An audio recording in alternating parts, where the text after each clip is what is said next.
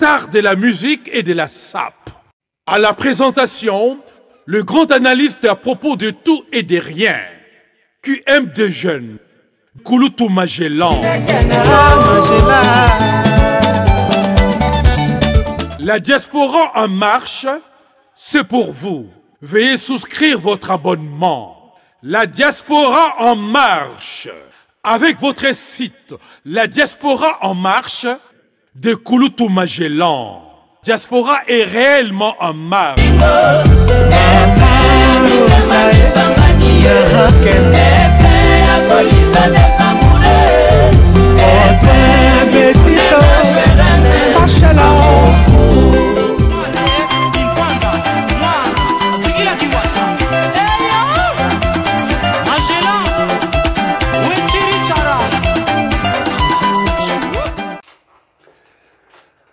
Bonjour chers internautes, partout où vous êtes dans les quatre coins du monde. Le vôtre est Kouloutou Magellan. J'espère que vous êtes content de me recevoir chez vous et moi je vous remercie. La manière dont vous allez donner votre temps pour m'écouter, pour vous informer. Comme d'hab, j'ai toujours dit, chez Kouloutou Magellan TV, on est là pour informer et former. En ce qui concerne la formation, nous venons pour apprendre à ceux qui ne savent pas quelques instructions de la vie courante. À ceux qui savent, nous disons toujours que c'est un rappel, ou j'ai lu toujours que c'est un rappel. Voilà. On a niveau de doctorat, de maîtrise, mais ils ont base la première école maternelle, la 6e humanité. Rien n'empêche au pays de l'université au Hollande. Parce que tout le monde a des réseaux à la mine, réseaux sociaux. Or, les réseaux sociaux, ils ont opportunité pour apprendre à mobilité pour la mine. Mais tu es comment surtout le peuple congolais. Il faut soigner l'itoï. Même 2-3 minutes dans le débat. Après, nous avons eu parole. Vous comprenez que il n'y a pas tolérance, fair play, la parole. Malade, on est dans le peuple congolais. Premier malade, attaquer le peuple et attaquer le peuple congolais de Kinshasa. Le fait d'écouter, la patience dans les écoutes, et ça les sous-soutenir. C'est pas bien. Même s'il s'agit surtout dans matanga, dans débat, quand tu as 2 minutes, ou 2 minutes, ou 3 minutes, vous allez très bien. Comme ça, nous allons beaucoup apprendre. Neti guerre ya Ukraine oyo eza opportunité moko makasi na Afrique likamyo ya mabeyaka ezalaka na leçon positive. Bitumba ya Ukraine eza bitumba ya vérité. C'est le combat de la vérité, le combat de la libération. Tu comptes en détail moko mususu. Mais pour l'autre, il y a un sango. Ok, le peuple en Afrique, peuple congolais, malgré l'Est de Rwanda, Bazoko, Sima, Mindele, Batinda, Bango, Bayaroboma, Bafrère, Bango, Congolais à Kinshasa. Ils ont trop. Nabolingo, Nanengen Zamba, Kela, Mokilinae. L'homme a été corrompu par la société.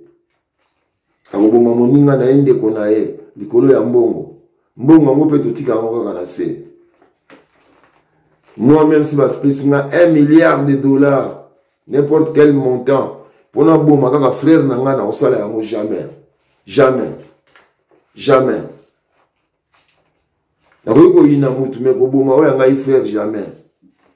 Ça ne vaut pas la peine. Donc, tu es là, amour. Nini, Pays RDC, c'est un pays moko béni. Nous avons ça la coffre fort na mokili ya tiango pena na RDC. Congo Zaïre, Congo Kinshasa. Toutes sortes de minéraux dans le monde. Richesse nous à sous-sol. La RDC, la Congo Zaïre et Zali. Mais en gros, un Congolais Zaïrois, il faut l'ingaper au Kaboula Bandeko ya Mokili. Mais avec méfiance. Il faut se méfier des ennemis. Se fier aux frères. Pour exemple, amour. Amour vrai, pas avec hypocrisie. Tout cela, il y a Mbappé, frère. Il y a Gilles Kengo et Coco. Frère Nabiso, à la France. Depuis que moi, je suis à Colina, Mbappé. Alors, Kalaté, je suis à RDC. Après Gims, Nadaju, Mbappé, je suis à Ekoko. Donc, côté mais tu profites de l'occasion de nous parce que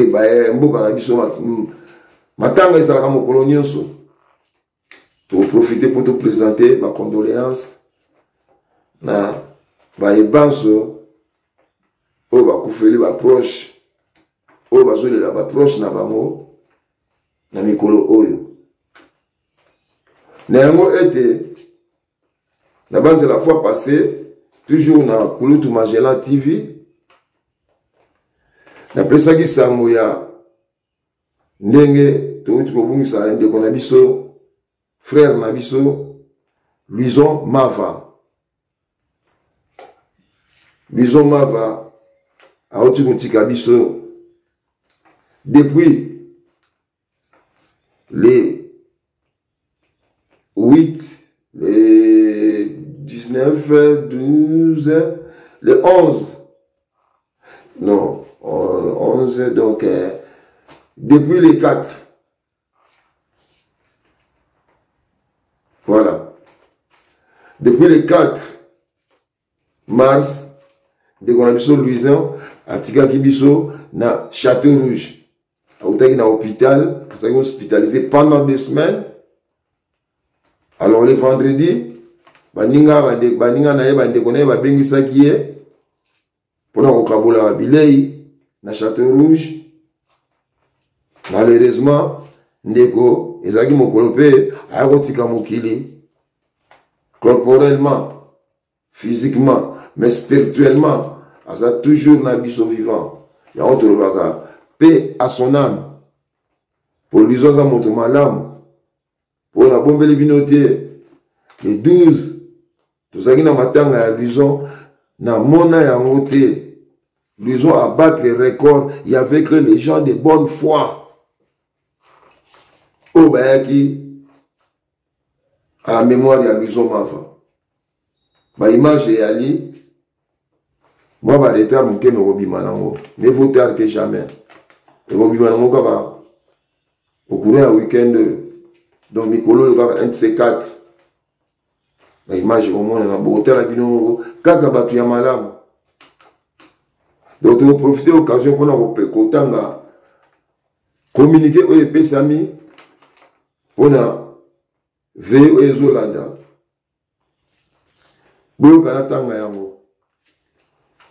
En mémoire de notre regretté frère et ami Luison Mava, la famille vous confie à une veillée en sa mémoire ce samedi 19 mars à partir de 20h à l'aube. À l'adresse ci-dessous. 9 rue de la Poterie, 93 200 Saint-Denis. Comment atteindre facilement la rue Poterie? Il suffit de prendre le RD ou autre moyen de transport. Vous descendez à la gare Saint-Denis. À la gare Saint-Denis, vous descendez et vous prenez le tram. C'est le tram 8. Quand vous prenez le tram 8, vous demandez au conducteur de vous déposer à l'arrêt Belleville-Delaunay.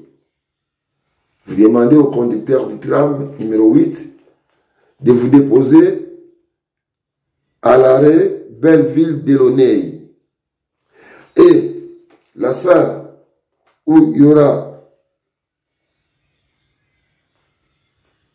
tout le monde sera là, c'est quand vous descendez de l'arrêt, c'est en diagonale. Il y a la salle qui est là, où nous allons passer notre veillée là-bas. Donc, je répète l'adresse où il y aura la veillée à la mémoire de notre frère Luzomava, c'est samedi 19 mars, de 20h jusqu'à l'aube. C'est sur la rue 9, rue de la Poterie, 93 200 Saint-Denis. Vous prenez le tram numéro 8 de la gare de Saint-Denis, vous descendez à l'arrêt Belleville-Delaunay. Et la salle se trouve en diagonale de l'arrêt. Je vais vous donner 3 numéros de contact pour vous faciliter d'atteindre la salle. Le premier numéro, c'est, bien sûr, ceux qui sont à l'extérieur de la France doivent mettre d'abord l'indicatif téléphonique qui est de 0033.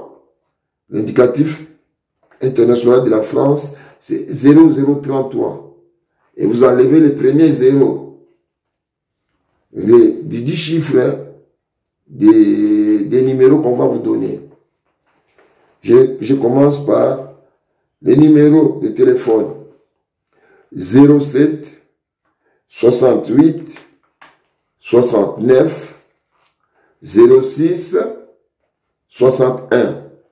Je recommence 07 68 69 06 61. Deuxième numéro 07 83 63 58 87. Deuxième numéro 07 83 63 58 87. Et enfin, le troisième numéro, c'est le 06 52 80 16 08. Je répète, 06 52 80 16 08. J'espère que vous avez bien assimilé le communiqué. Voilà. Bon, pour la Kamboya Mbappé, na Ndekonae, Jires Kembo et Koko. Jires Kembo azali descendant, il y a grand frère Nabiso, notre ancien joueur de Léopard, au Baganyaka, Mosega, Coupe d'Afrique des Nations en 1974. Ou 1974, c'était en Égypte. Après avoir éliminé l'Égypte, Menaka, Congo Zaïre, RDC actuellement, on a 2-0. Mais avec Ndeye Mutumbula, RDC a bêta Égypte 3-2. La finale, Zambie 0-0. Après 2-0, Zambie à Lalaka. RDC gagnaka coupe au Bapissa comme Moseka. Voilà. Donc, descendant, il y a famille Kembo Jean, Ozaki Jora Vita. Moi, dans la Bamo, Jires Kembo et Koko. Ayaki en France, il y a notamment en 1988. Ayaki en France, à Fandaka. Dans la famille, il y a Mbappé, Kylian Mbappé, ou Yabitakana. Paris Saint-Germain. Papa Mbappé a joué comme frère Nabango.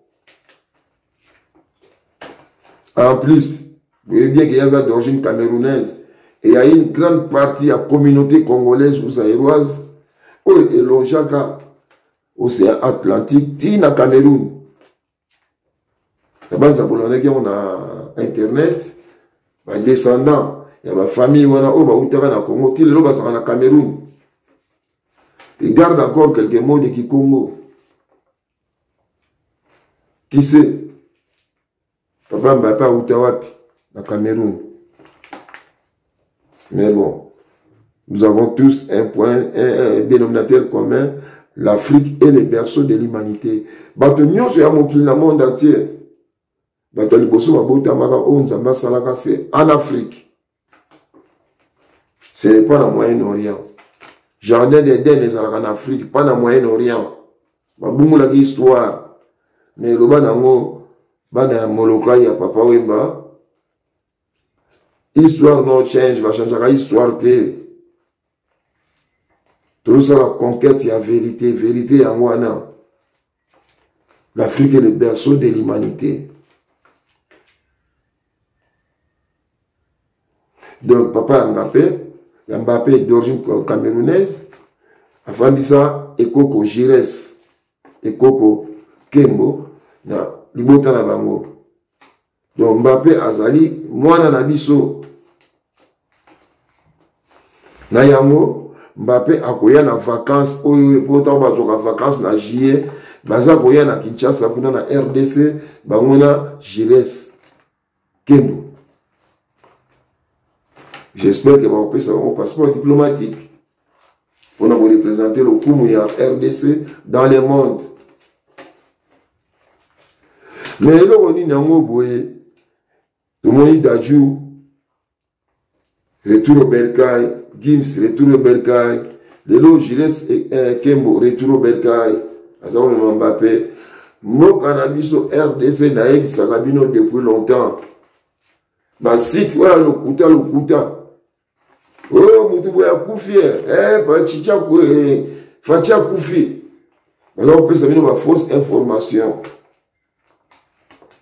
Parce que vous savez, les Français, Zanantina, t'es Zanantina. Tout le temps, on a Français dans RDC. Français, porte, oui, Fumolaka. Masoya va Congolais dans le monde entier. Il y a des langues, il y a gouvernement. Il y a une langue tout le temps dans la classe. Il y a un pont entre la RDC et le monde entier.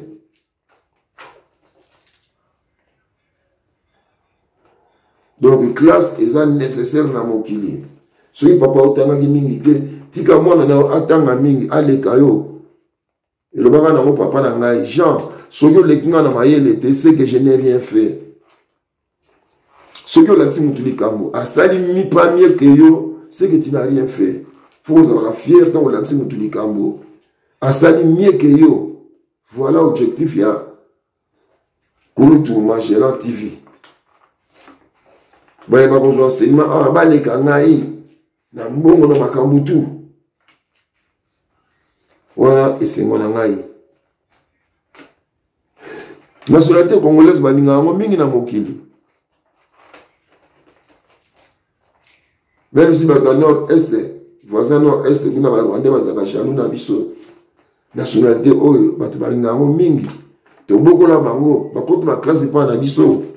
Babalouki les biso n'engagent pas, babalouki la grande égyptien. Mais tant que mais nationalité, ils ont nationalité mogo béni. Ils ont pas ça beaucoup dans mon thème moko. Il y a un bon monagi, tango kalami kala tango. Mohamed Ali, Cassius Clay, la 74, bah, combat du siècle, la stade du 20 mai, bah, il y a Massano, il y a Bibotou, Massano, il y a Bibotou, la boxe, la George Foreman, la 74, Mohamed Ali, qui est fier, il y a Gouloba, il y a Zanae Zaïroa, 80%, il y a Congo Zaïre, il y a Dr. Gaye. Quand la mingi était où tu comment on a Tyson, a déclaré pendant la journaliste que non, Azali d'origine congolaise. Jean-Claude Van Damme, acteur belge, il y a le Bakamoma d'origine congolaise. Parce que comme vous changez, mais tôt ou tard, Fatih, je ne sais pas comment. Congo Zaïre. Pour vous différencier, Moukena, Congo Brazza. Pour adopter Congo Zaïre. Ce n'est qu'une proposition. Mais qui est bonne. Donc Jean-Claude Van Damme, à Kona Lubumbashi, dans la province ya Katanga, Yebe, à l'Obakaza Zaïroa. Il y a une musique congolaise, il y a Mingi. Camarade na JB Piano. Nous avons il y a Tyson, Mohamed Ali, Jean-Claude Van Damme. Nous avons déclaré la nationalité congolaise na bango. Bazali ebele na mokili. Donc, peuple congolais, tous à la fière, tous les battu, mais tous à la prudent. Prudent, méfiance, na aïe pour amoni sa peuple congolais passe. Tu fais un Sénégalais, tu fais un Mauritanien, un Guinéen. Jamais toujours on a un problème dans le pays, nabiso. Va s'intégrer bien, va bala va ser nabiso. Bazo va bien bon, va outin dans le pays nabamo. Jamais tu yoga bazo bon va frère nabiso, va compatriote nabiso. Merci nabamo. Ma peuple à ouest d'Afrique, grand merci. Bayak avec amour na RDC, jamais avec hypocrisie, jamais. Merci. Tu es à ouest d'Afrique. Voilà. Porte ya RDC ça ouverte à condition que olingaba na école wana pe. Olingaba na école na biso. Bon peuple congolais, voilà ngoma ekoki, mbala sima la nouvelle sur les alliés. Te voyons couper Sabino toujours na Kulutu Magellan TV. Ah oui, les alliés école. Oh, tu viens comme à l'école. Voilà. Ils ont une école d'instruction. Vous passez, et que le gouvernement madame Kimia et Zalavanda qu'on a bien nyonso, vous s'abonner, comme ça tous auront opportunité à vous faire direct. Vous allez mon cahier nayo, vous commandat nini émission les cas qui ont la émission, vous allez bien pour nayo. Et vous tindez encore se référer facilement. Bon, c'était votre ami frère Kulutu Magellan. Na site bino mo boyebo s'abonner na Kulutu Magellan TV. La diaspora est toujours en marche. À la prochaine occasion. Bye. Mbote, Washington, grand pays. Washington, grand pays. Mifune Kabel va. Aïde Sungu. Rive Kono, na Suisse. Na Bigantumu. On a bien un post scriptum. Donc, moi, nouvelle Yasuka. Rive Kono. Prochainement, tu peux ça sans pour te dire que Kende. Luanda. Au mois d'avril, Bigantumu a été signé déjà un contrat pour nous. Bonne route et bon courage. Courage pour la studio. Au côté Mikolo. On a véritable sapeur. Allez, à la prochaine. Bye. La diaspora en marche, votre site préféré, avec des émissions pour tous, comme à l'école. Magellan, comme à l'école. Et paf, comme à l'école. Et Paris, papa, comme à l'école. Star de la musique et de la sape. À la présentation, le grand analyste à propos de tout et de rien. QM de jeunes. Kulutu Magellan. La diaspora en marche, c'est pour vous. Veuillez souscrire votre abonnement. La diaspora en marche. Avec votre site, la diaspora en marche de Kulutu Magellan. Diaspora est réellement en marche.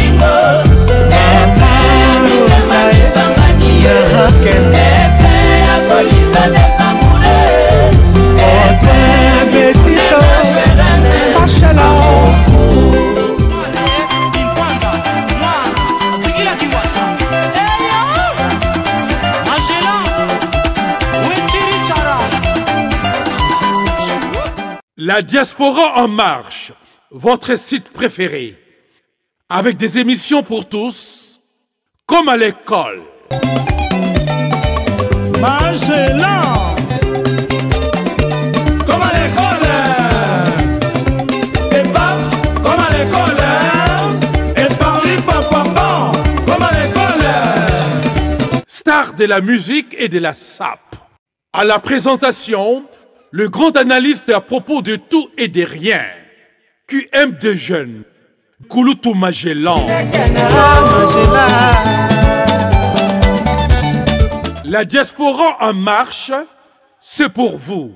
Veuillez souscrire votre abonnement. La diaspora en marche, avec votre site La diaspora en marche de Kouloutou Magellan. Diaspora est réellement en marche.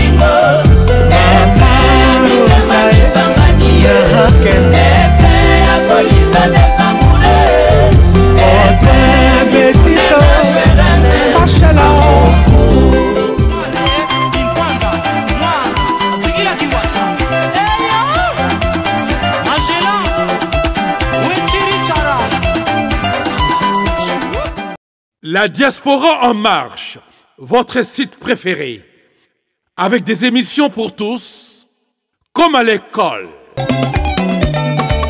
Magellan, comme à l'école. Et paf, comme à l'école. Et Paris, papa, comme à l'école. Star de la musique et de la sape. À la présentation, le grand analyste à propos de tout et de rien. QM de jeunes. Kouloutou Magellan. La diaspora en marche, c'est pour vous.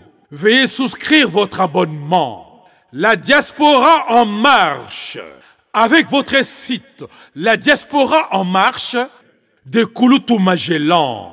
Diaspora est réellement en marche.